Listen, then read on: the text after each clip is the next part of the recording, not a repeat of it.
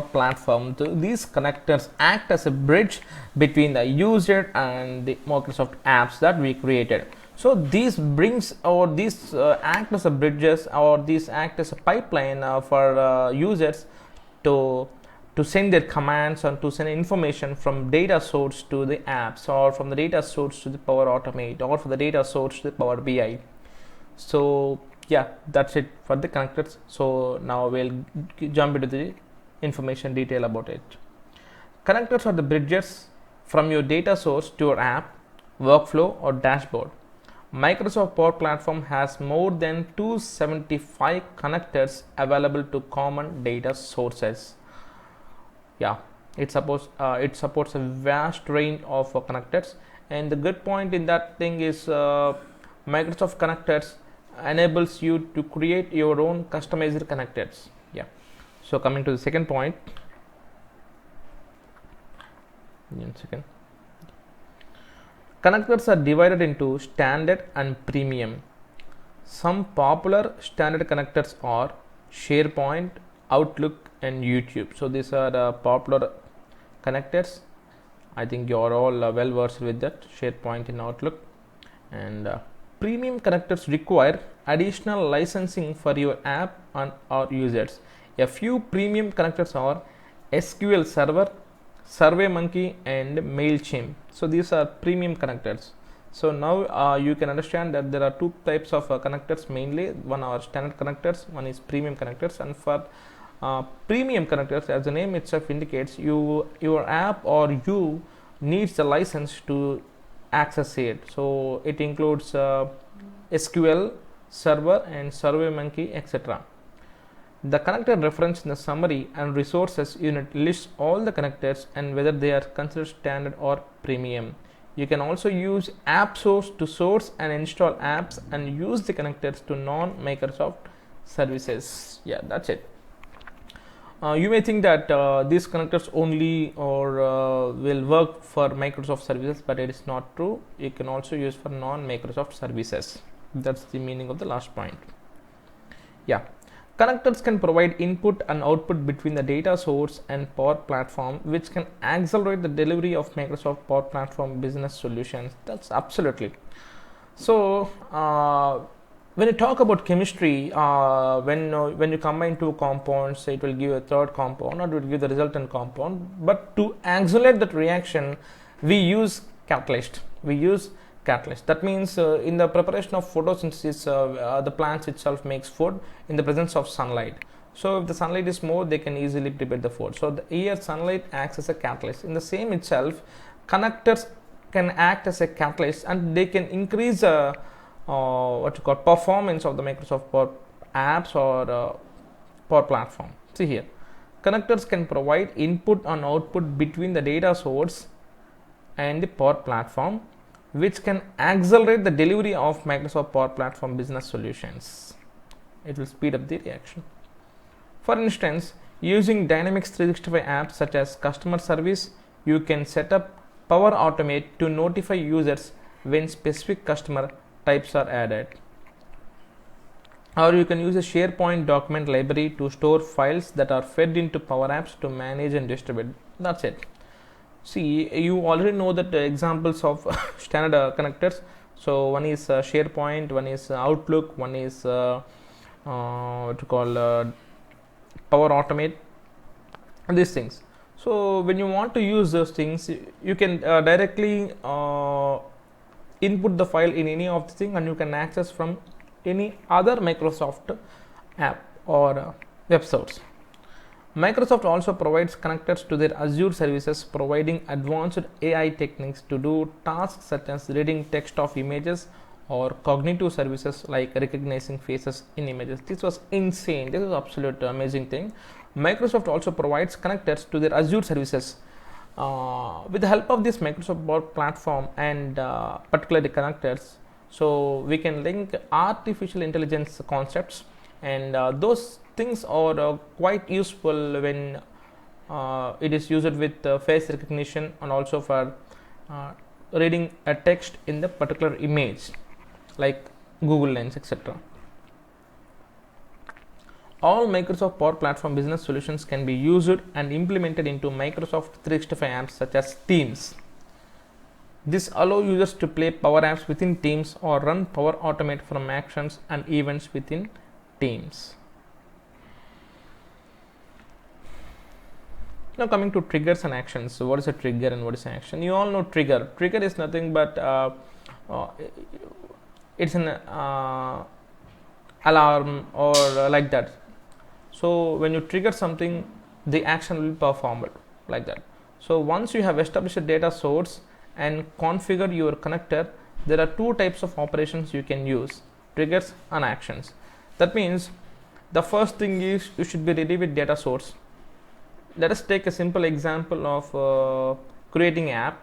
Now that you are creating an app, the first thing you have to do is you have to have a data source, and you have to go to the Microsoft Dataverse, and which is an app making platform, and you have the data source. Now you have the data source and data source, and you have the app. Now you have to link between the data source and the app. So what should you have to do? You have to use the connectors. For that connectors, they have two main type of operations. What can you do? The connectors can operate. The connectors have two main operations. Number one is we can use triggers or we can use actions. Triggers are only used in Power Automate and prompt a flow to begin. Triggers can be time based, such as flow which begins every day at 8 a.m. or they could be based off an action like creating a new row in table or receiving an email. You will always need a trigger to tell your workflow when to run. As I discussed earlier, the advantage of Microsoft Automate is to reduce the time for a repetitive work. So suppose you want to send an email or you want to send a message, so every day at 8 a.m. when you reach the office, so it is an repetitive work and no need of skill and no need of etc. thing. So that you can easily automate such things by using trigger also. Triggers are only used in Power Automate and prompt a flow to begin. Okay, so they initiate the thing. See here, I told you already the work or the platform, the features of platform. We have 4 different components of Power Platform: Power Apps and Power Automate, Power BI and Power Virtual Agent. The component which reduces the time is nothing but the Power Automate. Here trigger is connected to Power Automate. That thing you have to learn. Triggers are only used in Power Automate and prompt a flow to begin. So in a broad sense, we can say that Power Automate reduces the time, but in detail, inside the Power Automate, which reduces the time is nothing but triggers. Triggers can be time based, such as flow which begins every day at 8 a.m.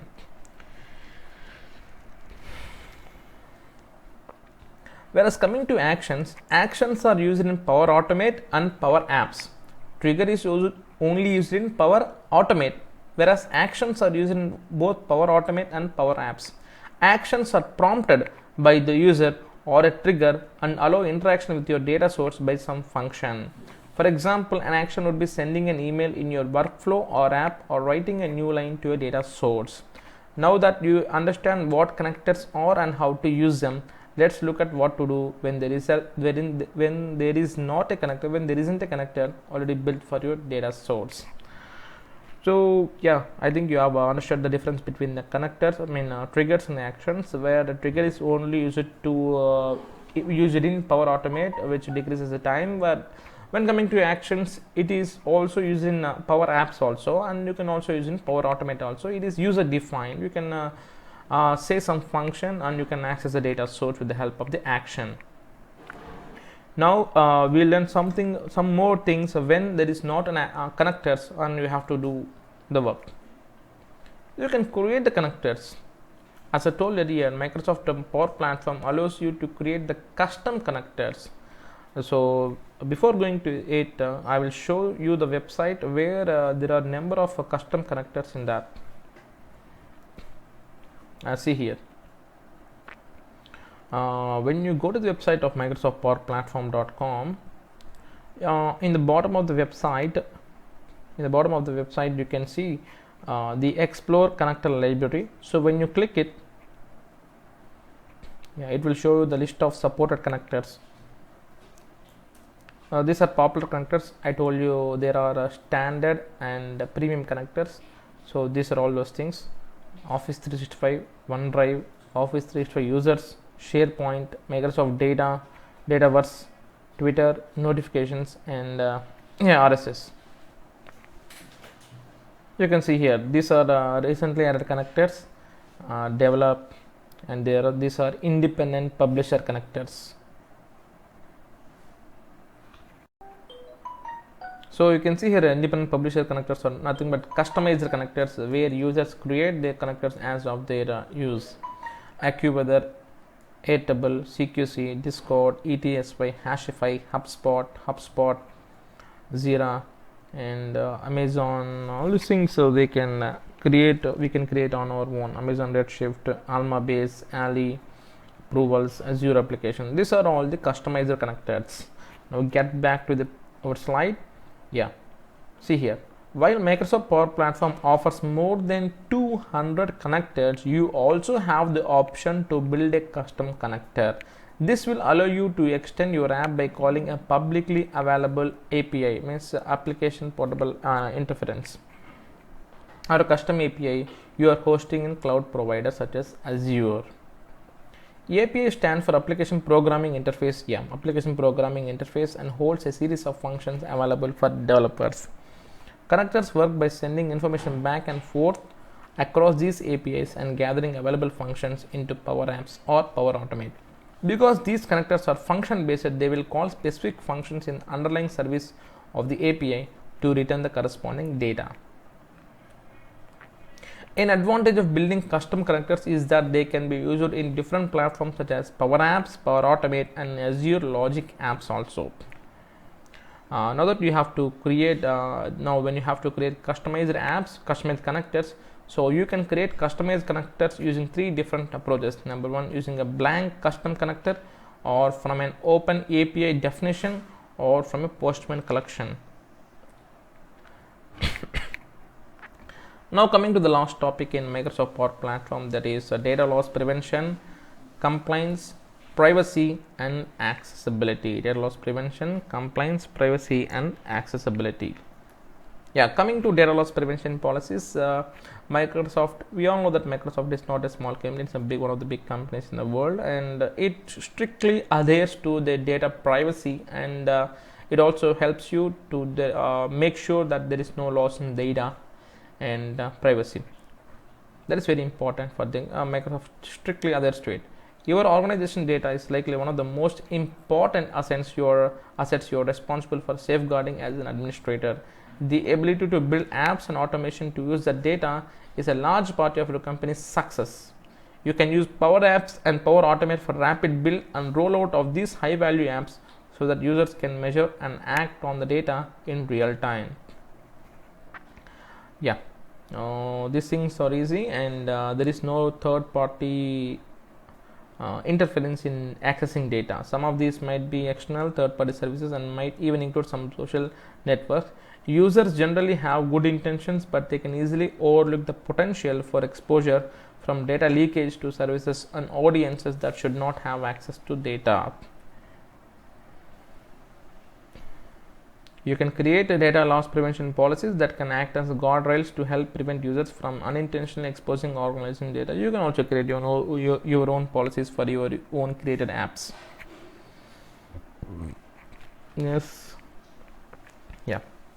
Coming to the last thing, connectors can be classified as either business or non-business. It's very easy to understand. So those which are your personal or non-business, and those which are useful for your business, those are business apps. Let me detail into it. Any connectors, see here. Second point, connectors that host business use data should be classified as business, and connectors that host personal use data should be classified as non-business. Business use data or business connectors and personal use data should be classified as non-business.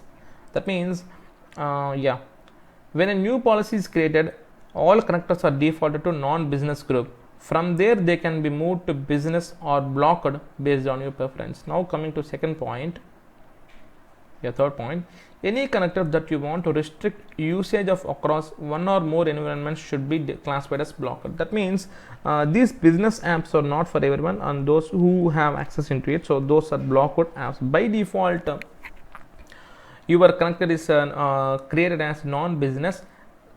It is then you have to make sure that it is, if it is a business connector, if you want to use it as a business connector, you have to change it into non-business from business. See here, when a new policy is created, all connectors are defaulted to non-business group. From there, they can be moved to business or blocked based on your preference. You can manage connectors when you create or modify the properties of a DLP, data loss prevention policy, from the Microsoft Power Platform Admin Center. Yeah, this is the what you call a security agreement. Microsoft is committed to highest level of trust, transparency, standards, conformance, and regulatory compliance. These are all things we all know. We all know that. And data protection is also up to the mark. Accessibility in Microsoft Power Platform. Yeah. So we can conclude all these things with a small example. Although we live in a data-driven world, your business can find it difficult to take advantage of data you have to access to. Sales, customer, and employee data should drive our business decisions, but where do we even start? Microsoft Power Platform can add value to any business by helping you to analyze, act, and automate.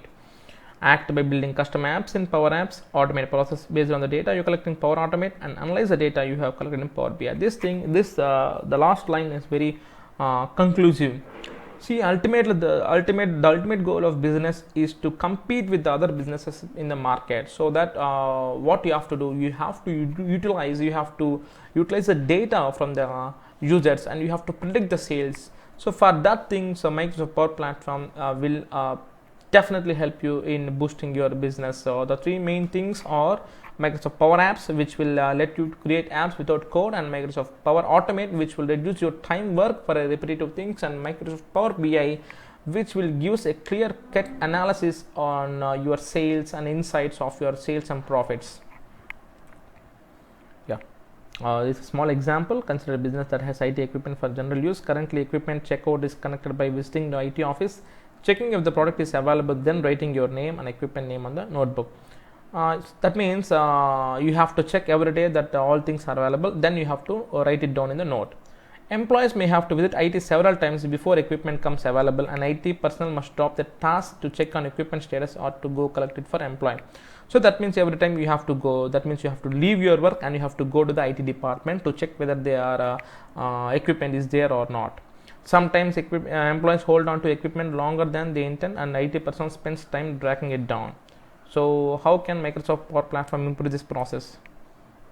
Power Apps allow us to build an app that has all equipment listed, the status of that equipment, and even important details such as use instructions. This way, employees can check out available equipment, walk to IT at specified pickup time where the equipment will be ready, and even access the use instructions or flag. Power Automate can read the equipment needs to be returned and send out reminder emails. So it is reducing the repetitive work, and users can see when equipment is booked through the app and request checkout for the future date. And Power BI can take all the data generated from the app and analyze it to help you to understand what the equipment is used most often and by whom. This is the thing how we can make use of Microsoft Power Platform. The main 4 components of Microsoft Power Platform are Microsoft Power Apps, Microsoft Power Automate, Microsoft Power BI, and Power Virtual Agent. The most highlighted thing in this entire scenario was Microsoft Power Apps, which will help you to create apps without knowledge of coding, and with the help of we can also have the inside 3 features, that is AI Builder and Microsoft Dataverse, which is a platform for creating app, and the most important thing is connectors, right? Thank you.